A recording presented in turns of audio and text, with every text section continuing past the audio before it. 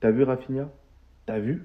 C'est ça les dangers du trash talk. Parce que lorsque tu parles et que t'assumes pas, faut assumer les conséquences juste derrière. Là, tu te fais recadrer par Paredes, s'il te plaît. Par Paredes. Tu t'imagines? T'es un prétendant pour avoir le ballon d'or, par la suite, là, tu te fais clasher par voilà, un joueur qui est assez bon voilà, avec sa sélection, mais c'est pas non plus une masterclass. Donc il a dit tu n'aurais jamais dû parler en avance, surtout que tu ne peux pas le prouver sur le terrain. Dès que Rafinha a dit ça, on l'a envoyé dans le groupe WhatsApp, on a répondu sur le terrain. Donc voilà, au final, c'est le terrain qui a parlé. Simplement, l'Argentine a été supérieure. L'Argentine était la meilleure équipe sur le terrain. En termes de jeu, c'était beaucoup mieux. En termes de tactique, c'était beaucoup mieux aussi. Et aussi, le pressing, il a été bien exercé. Là, on a une équipe qui est déjà qualifiée pour le mondial, mais qui a plus de motivation qu'une équipe comme le Brésil qui n'est toujours pas qualifiée. Et d'habitude, on a tendance à cracher sur le comportement des Argentins. Mais là, au final, ils n'ont absolument rien fait. Ils ont pratiqué le football propre. C'était pas un match hyper désagréable, jonché de fautes. Là, vraiment, il y a eu du football. Notamment, je pense, le deuxième but, franchement, il était beau, magnifique. Même le premier but, il était magnifique aussi en termes de jeu. Bref, Argentine supérieure. Argentine, probablement, c'est la meilleure équipe au monde actuellement. Parce que je l'ai vu aujourd'hui, il y a une nette amélioration. Et surtout, ça répond plus en dehors des terrains, mais sur le terrain. Et c'est impressionnant. Il faut les féliciter sur ça, en tout cas. On va les tabasser sur et en dehors du terrain s'il le faut et je vais marquer un but. Ça n'a pas été mentionné, mais c'est ce qu'il a dit. Ça veut dire aujourd'hui, on a tous allumé la télé à 1h du matin. Tout le monde a cherché son lien Telegram pour pouvoir voir le match. Regardez le frère comment il a fini. Voilà. Le frère, c'était tellement compliqué de répondre sur le terrain qu'il a essayé de jouer la carte de la folie à vouloir se bagarrer. C'est le petit Hendrik qui a dû séparer. C'est terrible. Regarde les stats vite fait parce que je suis obligé de regarder les stats. Quand tu coumes un tas comme ça, je suis obligé de regarder les stats. Zéro tentative de dribble. C'est terrible. En fait, Rafinha, je pense, les gars, il a Kouma comme as parce que dans sa tête, il devait se croire encore au Barça. Il devait penser que il y a Lewandowski en pointe, il y a Yamal sur le côté qui peut faire des différences, il y a Pedri qui peut lui faire des vraies passes. Voilà, il y a De Jong et tout. Je pense qu'il a cru que c'était ça. Malheureusement, frérot, tu joues avec des Joelinton, des trucs de ouf. Non, les gars, c'est terrible. Akuma, un tas comme ça, et tu manges 4-1. C'est terrible, gros. C'est terrible. Les Argentins, c'est peut-être des chiens, c'est peut-être des merdes, des racistes et tout, les gars, mais on peut pas leur relever un truc. Ils sont forts au foot, les gars. Ils sont forts au foot, les gars. Carrément, Hendrik, il a été obligé de le retenir. Rafinha et sa bande qui se sont fait malmener par l'Argentine, et tellement il n'arrivait pas sur le terrain, il a décidé de prendre les armes. C'est devenu un combattant en fait. Et moi je reconnais ça. Il a tenté de jouer la carte du colérique. Vous voyez quand vous avez plus de solution et que les mots ne suffisent plus, et tu sais que tu n'as plus d'arguments, tu joues la carte du colérique. Là tu prends les armes seulement. Dans son texte, il avait dit « Il faut les tabasser sans hésiter, sur le terrain et en dehors s'il le faut. » Il a vu que sur le terrain, c'était pas possible. Il n'arrivait pas dans le jeu, du coup il est passé à la deuxième étape. Parce que l'Argentine, ils ont littéralement bousillé le Brésil. D'ailleurs, en regardant ce match, je me suis posé la question, en fait, qu'est-ce qui lui a pris? En fait, il s'est imaginé quoi dans sa tête? Que le Brésil, c'était le Brésil 2002? Il est entouré de qui? Je crois que dans son esprit, il était convaincu que c'était Léonidas et qu'il est entouré de 300 Spartiates. Mais c'est pas le cas, mon frérot. Les Spartiates, ils étaient dans l'équipe adverse. Parce qu'on a vu comment ils ont bouffé physiquement. Parce que c'est l'Argentine, c'est en Léo Messi. Ça reste l'Argentine. Ils ont la dalle à la mort. Gros match de la part d'Enzo Fernandez qui va mettre un but, une passe D. Le milieu de terrain argentin aura bouffé le milieu de terrain brésilien. D'ailleurs, il était venu avec son fils pour qu'il assiste à ce tabassage en bande organisée. Alvarez l'intenable va encore une fois régaler. Et puis comme ça suffisait pas, le fils à papa, Giuliano Simeone, il est rentré, il est venu marquer son but. Quand j'ai vu rentrer, je savais comment ça allait se finir cette affaire. Il serait même pu être pire. Le pire, c'est que si Romero n'avait pas fait son erreur, le Brésil n'aurait jamais marqué. Encore à finir la prochaine fois avant de parler. Tourne cette fois ta langue dans ta bouche, c'est important. En fait, c'était tellement sûr. Parle maintenant. Parle maintenant, il lui a dit. Après une faute sur Rafinha, il finit par péter un câble, s'en prend au joueur et provoque par la même occasion la première bagarre du match. Comme si c'était une évidence. Mais en fait, tu t'attendais à quoi? Il y a une chose pour laquelle je te remercie. Parce qu'au moins, même si vous êtes nul le Brésil, vous faites tomber les Argentins au sol et pour ça, je suis ravi. Mais quelle était ton idée de les terminer autant avant le match? J'ai pas envie de parler trop vite. Il reste encore beaucoup de temps. Mais le Brésil est littéralement inexistant. Quand vous voyez les buts de l'Argentine, les constructions collectives de leurs buts, le collectif, tout, ils sont tellement supérieurs. La défense, c'est un calvaire, j'en parle même pas. Regardez les buts qu'il concède sérieusement, il a pas réussi à arrêter ce tir. Je sais pas comment ça va terminer, mais ce genre de déroulement en tout cas, ça se sent tellement à des kilomètres. Brésil-Argentine comme si de rien n'était, c'est pas possible les gars. Moi je savais que le Brésil avait ce niveau-là. C'est pour ça que j'ai même pas parlé. Et commencez même pas à parler de Vinicius d'ailleurs. Le seul qui a parlé, c'est lui.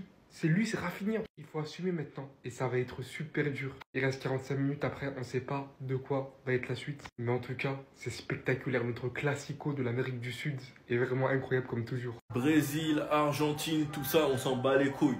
Les gars, on s'en bat tous les couilles.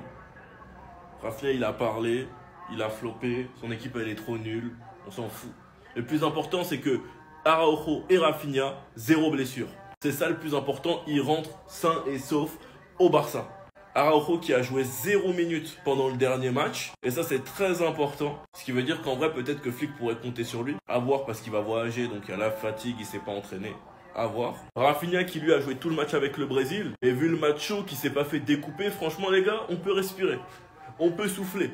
Donc là maintenant, on n'a plus qu'à attendre une seule chose les gars, c'est de voir qui Flick va aligner contre Osasuna. Parce que du coup, il aura du choix vu qu'on n'a pas de blessé mis à part Koubarsi, qui lui fera tout son possible pour être de retour contre Gérone. Dites-moi en commentaire, vous voulez voir qui vous face à Osasuna? Moi, vous connaissez mon rêve caché, c'est de voir Ansu Fati. Même si j'y crois pas du tout, Flick le fera pas jouer. Mais franchement, ce sera un kiff si Flick donne sa chance à Fati. Et franchement, les gars, on va goûter à du Flick ball, moi je vous le dis. Sinon, vous les gars, vous en pensez quoi? Ramenez-vous sur certains passants, on s'ennuie. Et les gars, j'ai tout raté, je me réveille, je vois quoi? Le Brésil, ils se sont fait cogner. Rafinha, il s'est fait presser. Les Argentins, ils ont commencé à bomber sur les Brésiliens comme si c'était des kids, en fait. Les gars, moi, je sais pas pour vous, mais quand j'ai vu le gardien jongler, je me suis dit, mais c'est quoi ça, les gars? Qu'est-ce qui s'est passé cette nuit? Qu'est-ce que j'ai raté? Guité Messer vient de me réveiller jouer au taf, là.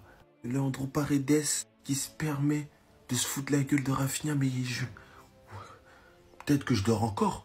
Il ne faut jamais parler avant un match, surtout quand on ne peut pas prouver sur le terrain. Dès que Rafinha a dit ça, on l'a envoyé sur le WhatsApp de l'équipe, puis on a répondu sur le terrain. Julian Alvarez qui dit bien sûr que cette déclaration a rajouté du piment à ce match. Avec toute humilité, on leur a donné une leçon. Non, Rafinha, il a perdu l'aura, hein, les gars. Et Dieu merci, Vinicius, il a sauvé, les gars. Je m'en fous. C'est dingue de dire dans un match international, j'ai 2 Ligues des Champions. Je la connais, celle-là. Quand tu es en train de perdre un débat et que tu n'as pas de réponse, tu commences à sortir des cartes du jeu qui n'existent pas. Bref, au moins ce qui est bien avec cette perte d'aura de Rafinha, c'est que le Ballon d'Or il est dans longtemps, donc tout le monde aura oublié. Dites-moi ce que vous avez pensé de ce match pour ceux qui l'ont regardé. On s'attrape.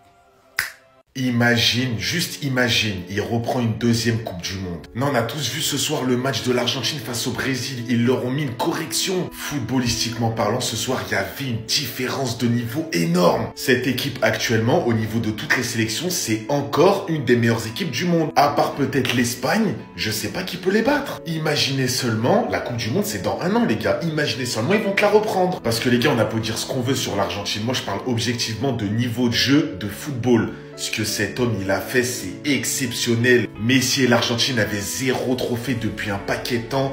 Ils ont pris 2 Copa América, une Coupe du Monde. L'Argentine en 2014 avait échoué en Coupe du Monde, avait enchaîné les finales de Copa América défaites. Et là aujourd'hui, ils sont devenus injouables. Et le pire, c'est que ce soir, il n'y a pas le capitaine, il n'y a pas Messi, il n'y a pas Angel Di Maria, l'homme des finales, l'homme des grands matchs en Argentine. Il n'y a pas par exemple Paolo Dybala. Mais les gars, l'Argentine, vraiment, prenez-les au sérieux. Ça fait 3 ans, on vous le dit. Même moi, pendant la Coupe du Monde 2022, je le disais. Au début, les gens, ils rigolaient. Prenez-les au sérieux. Mais là, par contre, on va parler de Messi. Mais vraiment, le mec, il a une finale de Coupe du Monde. Une Coupe du Monde gagnée. 2 Copa América. S'il prend une 2e Coupe du Monde, mais le foot, il sera fini. Le débat avec qui tu veux, il sera fini, plié, hasta luego. Déjà que c'est le joueur le plus titré de toute l'histoire du foot, le recordman de Ballon d'Or, de Souliers d'Or, 4 Ligues des Champions, déjà champion du monde. La dernière Coupe du Monde, il a fini meilleur joueur. Imagine seulement, il te reprend une 2e. Ce sera fini. Après le match de ce soir, Rafinha sera privé du Ballon d'Or. Il n'aura plus le droit de l'avoir là, les gars. Et je dis pas ça parce qu'il était grave nul pendant la rencontre, mais parce qu'il a manqué de fair play tout le match. Pendant tout le match, il n'arrêtait pas d'harceler les adversaires. Il poussait les joueurs, il criait, il allait se plaindre au niveau de l'arbitre. Il insulte Otamendi. Hendrick a même été contraint de le retenir parce qu'il voulait taper les autres. Donc moi, je suis désolé pour le Ballon d'Or, c'est éliminatoire. Il ne peut pas l'avoir à cause de ça. Regardez les tacles assassins. Il est en train de mettre en danger l'intégrité physique des autres joueurs sur un terrain de football. Comment est-ce qu'il pourrait être Ballon d'Or? Donc pour moi, la course au Ballon d'Or de Rafinha s'arrête ici, je suis désolé. Ça là, c'est le volet sportif qui lui a desservi. Rafinha, c'est le côté comportement. Je suis désolé. Il y a Vinicius aussi. Il est con lui. Hein. Il y a Vinicius, qui a dit qu'il avait 2 Ligues des Champions alors qu'on est en trêve internationale et que l'Argentine a une Coupe du Monde et que lui n'en a pas. Mais bon, tout ça pour dire que je suis désolé pour Rafinha, mais malheureusement, il ne pourra pas avoir le ballon d'or. Il ne peut plus y prétendre, c'est fini. Éliminé. Éliminé de la course. Le football, c'est cruel, c'est comme ça. Bref, je vous dis, Rafinha va assumer ses paroles. Qu'est-ce que tu racontes, frérot? Rafinha ne va rien assumer et le Brésil ne va rien assumer. 4-1, une gifle en bonne et due forme. L'Argentine a gagné et en plus en jouant au football. Tout le monde disait l'Argentin va faire les bouchées, les Argentins ils vont le blesser, etc. Il y a eu 2-3 petites échauffourées, mais sinon c'est un match assez propre. Hein, et surtout, un carton assez propre. Mais quelle équipe l'Argentine? Quelle équipe? Giuliano Simeone, hein, qui arrive dans cette sélection en pétard. Il met un but incroyable. Lui, vraiment, il doit faire la fierté de son daron. Et l'Argentine, c'est une grosse équipe qu'il va falloir respecter. Il y a un fossé, il y a vraiment un fossé, même sans Messi, entre l'Argentine et le Brésil. Quand tu as des joueurs comme De Paul, comme Enzo, comme McAllister, surtout aussi comme Alvarez, Lautaro n'était même pas là, alors que c'était le meilleur joueur de la dernière Copa América. Les gars, il y a un réservoir dans cette équipe, c'est très costaud, c'est très solide et c'est encore favori. Oui, elle peut énerver sur toutes les histoires de racisme, etc. Mais là, en tout cas, ça a été très propre. Et il n'y a rien à dire. Le Brésil est très, très loin de l'Argentine. En fait, l'Argentine, j'ai le seum que vous êtes des racistes parce que j'aime trop votre équipe. Non, mais voilà, ça, il faut le dire. La seule chose qui fait qu'alors aujourd'hui, je ne peux pas supporter l'Argentine, c'est qu'ils ont fait des chants racistes et que c'est des racistes. Parce qu'en termes de football, ce qu'ils proposent, j'ai rarement vu ça, surtout pendant cette trêve. Si ce n'est l'Asie, pourquoi pas l'Espagne. Mais en termes de football, c'est trop fort. En termes de confiance en soi, c'est trop fort. En termes de chambrage, et Martinez qui joue quand le Brésil, ils sont tendus, c'est trop fort. Même en termes de bagarre, c'est trop fort. En termes de pépites, c'est trop fort. En plus, il y a des Lyonnais qui sont trop forts. De mon vivant, j'ai rarement vu une équipe championne du monde aussi fort des années après leur titre de champion du monde. Je suis désolé. J'ai l'impression qu'ils sont encore plus forts qu'avant d'avoir remporté la Coupe du Monde. Ils sont tellement sereins et Messi n'a même pas foulé la pelouse. Je le répète, ils sont tellement sereins et Messi n'a même pas foulé la pelouse. Non, franchement, je vous dis, hein, les Argentins, c'est dommage que vous êtes racistes. Hein. Sinon, mon maillot du Brésil, je l'aurais changé pour l'Argentine. Alors, oui, tu retournes ta... Oui, le football qu'ils proposent, j'aime. Ça, c'est mon football. Je deviens argentin, ça y est, c'est pas grave. Je pense que le monde, et tant mieux, est en train de se rendre compte de quelque chose à propos de cette légende. Même s'il y a un goût d'inachevé dans sa carrière, un énorme, même si finalement, et c'est une vérité, il n'a rien gagné avec le Brésil, qu'aujourd'hui, la perte de Neymar, elle fait tellement mal, mais tellement mal. Quand on voit qu'on a peut-être 3 des meilleurs joueurs du monde actuellement sur la ligne d'attaque du Brésil, Rafinha, Rodrigo et Vinicius, et pour certains, notamment Vinicius, qui sont là depuis un moment, et quand tu compares leur apport en sélection brésilienne avec l'apport de ce mec, il n'y a pas photo. Il n'y a pas photo. C'était cruel pour lui parce qu'il se blessait juste avant la Copa América que le Brésil a gagné. La Coupe du Monde, ça a été cruel parce qu'il marque un but incroyable en prolongation contre les Croates. Ils auraient mérité d'aller plus loin. Ils se font reprendre après avec Petkovic, les pénaltys et tout. Mais Neymar, il n'a jamais triché au Brésil. C'est le meilleur buteur de la sélection. C'est un joueur qui, même dans les grands matchs, a toujours répondu présent. Et aujourd'hui, quand on voit le Brésil, ben on se dit que le manque énorme de Neymar. Neymar était le patron, le maître à jouer, l'homme à tout faire du Brésil. Et sans lui, c'est pas du tout la même histoire, alors que pourtant, dans la ligne d'attaque, tu as 3 des meilleurs joueurs du monde actuellement. Et ça veut tout dire sur le joueur que ce mec est, tout simplement. Otamendi, tu fais le malin, toi. N'oublie pas ce que Rafinha t'a fait avec le Benfica. Donc, je comprends sa haine envers lui, je comprends. 2 fois, il vous a humilié. En club, tu reviens en sélection, tu prends les grands airs. Mais il n'y a pas de problème. Vous voulez mettre la pression à mon joueur? Vous êtes fous, qu'on va partir à la guerre, vous et moi. Rafinha, c'est pas grave, ça fait partie du football. L'adversaire était trop fort aujourd'hui, mais tu reviendras plus fort. C'est bien, il a eu les coraux. T'as parlé, là, cette fois, t'as pas assumé. Mais là, il vient de réveiller quelque chose de fou malade. Pour nous, les spectateurs, hein, les super classicos. Argentine-Brésil, maintenant, ça va devenir un thème. Vous vous êtes branchés, vous avez vu. J'ai envie de vous dire, c'est pas que de la responsabilité de vider de Rafinha, c'est toute l'équipe qui est nulle. C'est incroyable. En fait, quand le niveau est trop hard, le Brésil, là, c'est plus la peine. Vous l'avez tous vu, Felipe Melo, il a pété un câble sur les réseaux. Ronaldinho aussi, il va péter un câble. Là, il va avoir une réunion des grandes stars, des grands anciens brésiliens. Et vous allez voir, ils vont remettre de l'ordre vite dans cette élection. J'ai envie de vous dire, c'est pas si mal. Ils ont énervé Rafi Coco Jojo. Vous allez voir ce qu'il va faire en club. Ça va être méchant. Méchant.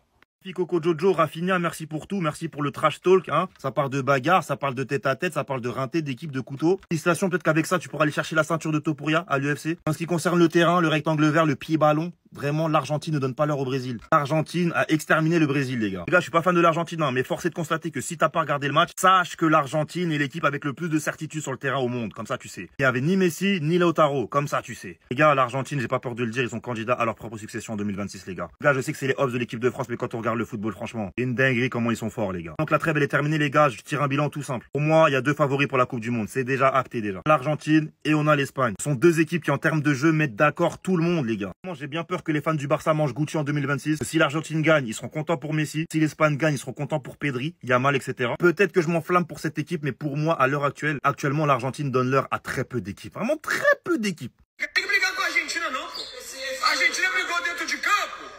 A gente já brigou dentro de campo e fez o que tem que fazer dentro de campo. Agora não tem que brigar com ninguém, não. Os caras têm que agora brigar entre si, escutar o que o treinador tem que falar e voltar com outro tipo de jogo, de atitude. Não teve atitude, tem que ter atitude. É muito bom jogador que o Brasil tem pra pouca atitude. E outra, a partir de agora, falou pra mim que o Brasil não precisa do Neymar, eu tô bloqueando, hein? Chegou pra mim e falou assim, Brasil, comentou que, o Neymar, com uma perna só, é 10 da... Alors je vous avoue, j'ai rien compris à part Neymar. En tout cas, Felipe Melo, il est grave en colère. Alors ce qu'il dit et menace l'entraîneur, si tu dis que tu n'as pas besoin de Neymar, je te bloque. Neymar, avec une seule jambe, est numéro 10 titulaire pour l'équipe nationale du Brésil. Les gars, vous voyez comment ça fait péter des câbles? Mais est-ce qu'il a tort? En voyant ce Brésil-là, est-ce qu'il a tort? Parce que c'est bien de parler de tout ce qui est club, tout ça. Mais j'ai l'impression que les joueurs du Brésil, à peine ils enfilent le maillot du Brésil, bah c'est fini. Ils n'existent plus. Des joueurs de district, les gars. Faut arrêter au bout d'un moment. C'est sûr qu'ils pètent un câble. Donc Felipe Melo a dit les termes. En bien.